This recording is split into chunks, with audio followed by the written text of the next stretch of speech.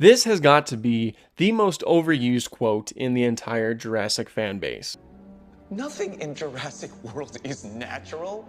We have always filled gaps in the genome with the DNA of other animals. And if their genetic code was pure, many of them would look quite different. But of course, that quote was in the first Jurassic World movie. It was kind of a quote that they placed in the movie to help explain why the dinosaurs look completely different to what our understanding is.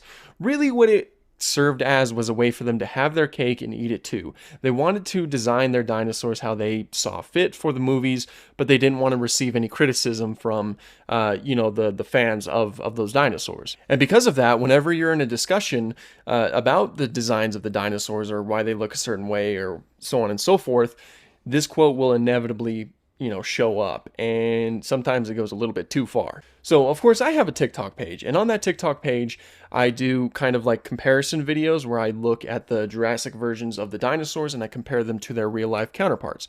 The whole purpose of those videos is to kind of educate the viewing audience about the real animal first and foremost. It's not really a critique on the Jurassic design. It's mainly just kind of like highlighting the differences, because most people, their understanding of dinosaurs come from the Jurassic franchise anyway. So I think it's really fun to kind of like take the real dinosaur, compare it to the Jurassic dinosaur and say, hey, this is what's different about it. And in doing so, a lot of people tend to learn from that. I get tons of requests to do it, and it's like an ongoing series. But every single time I post a video about it, it never fails. The comments flooded with things like this, like the dinosaurs are actually hybrid, there's a reason why they look different. Henry Wu clearly stated that nothing in Jurassic World is pure.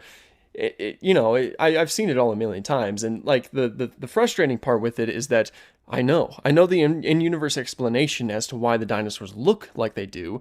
The entire intention of those videos is not to ask why they look the way they do, just to point the differences, because these animals did exist. So I do think it's fair to kind of go in there and compare. But I want to talk about that line a little bit, because there's like a few different ways that you can look at it instead of taking it for the face value. Now, full disclosure, 100% that line was placed in there as the in-universe explanation. Though I do think that it kind of discredits the original Jurassic Park trilogy, because I've mentioned this before, but the first 3 films, they went into them with the intention of them looking as accurate as possible, except for the Dilophosaurus. It was never accurate, but there's thematic reasons as to why that is. But if you look at every other dinosaur, that is what they looked like for the time. There was a lot of really good work done by all of the filmmakers involved, and kind of having this line kind of discredits all of that, because, the future films, there's no attempt to make them look accurate. And I'm not saying there needs to be, but essentially it's not even fitting the style of the first Jurassic Park films, because again, those films were meant to be accurate for the time. So if you were fitting the style for the time, you would make current dinosaurs look like they did in the 90s, or how we thought that they did in the 90s. Then that would fit the style a little bit more and would probably make people feel nostalgic. But that's a completely different thing. But again, there's like a few different ways that you can look at this quote.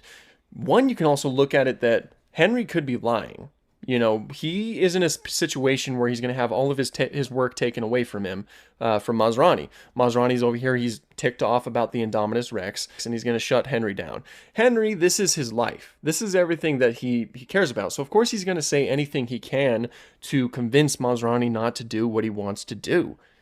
And one of the best things you can do is say, hey, yeah, nothing's been natural. What we've been doing here this whole time, it was gonna have consequences. None of these dinosaurs look different.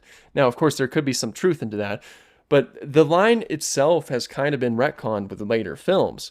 Take the prologue, for example, at the beginning of Dominion, or as its own short film, however you want to look at it. And we see a lot of the dinosaurs that we see in the modern day, and they look identical. They look pretty much how they do in the modern day, save for some feathers on the Rex. But, even the shape of the Rex looks completely like the in-universe T-Rex, They don't look like accurate dinosaurs, like whatsoever. And, a big part of this is probably due to budget. That's one of the biggest things. But in that same movie, we also get to Biosyn Valley, which their genetics, the dinosaurs that show up there, are meant to be pure. There's even a quote about it right here. Habitat Development Lab, a lot of exciting discoveries as of late. We've brought back numerous species in their purest form, and I mean complete, untouched genomes. Complete, untouched genomes.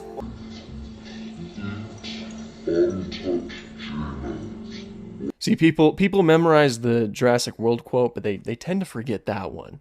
And look at this. That's Therizinosaurus. It looks cool. It definitely looks stylized, but it doesn't look like a Therizinosaurus that we know of. We've thought of Therizinosaurus looking like this for years now, so it's not even a product of its time. And yet people never bring that quote up when you're talking about accuracy in the Jurassic franchise. And this quote is pretty much used in any context. If you're ever trying to criticize a design that maybe you just don't like, or if you're just, again, like what I do, pointing the differences just to educate about the real animal, this quote is going to be brought up, which is unfair on both accounts because it's kind of like a huge dismissal. It's like nothing you say is valid because they explained it. They explained it, you dummy. Don't you watch the movies, you dummy? I watch the movies, you dummy. They said it right here. There's also the whole perspective of people having their own opinions. Some people just genuinely don't like the designs, even if you separate accuracy. But like, take the baryonyx, for example. It looks like this in the Jurassic World movies, when in reality it looks like this. And just to throw this in here, in the 90s, this is what it looked like. So that's how you know that they're not being stylized with the original films. Now, I'm sure that there are a ton of people who are fans of Crocosaurus, but there are also a lot of people who genuinely just like the way the baryonyx looks. And there's every right to criticize it, especially considering the fact that this baryonyx, doesn't really look like the baryonyx that we like. It's even missing its key feature, the heavy claw. Do you want to know what baryonyx means? It means heavy claw. It was named after the claw, and the claw's not even on the design. But, of course, if you say that, then they'll say, well, it's a hybrid. That's why it doesn't have its claw. But it's like, okay, but there's actual people who designed this animal, and they could have just given it its heavy claw. It's not like there's in-universe laws saying you have to remove a dinosaur's key attribute to make it Jurassic Parkified. In fact, you'd think that a giant claw would be, customary for a franchise like this that likes to add, really cool, awesome bro things to their dinosaurs. And I'm not discrediting anybody who likes the Jurassic World designs. I mean, again, I think there's a ton of people out there, and I myself, I've tried to look at this from many different areas, many different aspects. I even made a video a while ago kind of looking at it with the context of this is what the dinosaurs look like in universe, and that's definitely a really fun way to look at it. But there are other ways that are valid too. There's people who do genuinely have criticism for the designs, some people who just genuinely don't like the designs, and every time they're just hit with that quote, and it just feels disingenuous. Like, to reiterate, if you don't like a design, you just simply don't like a design. It doesn't matter if it's a hybrid. It doesn't matter if it has different DNA in it. It doesn't matter if it was stylized to look a certain way.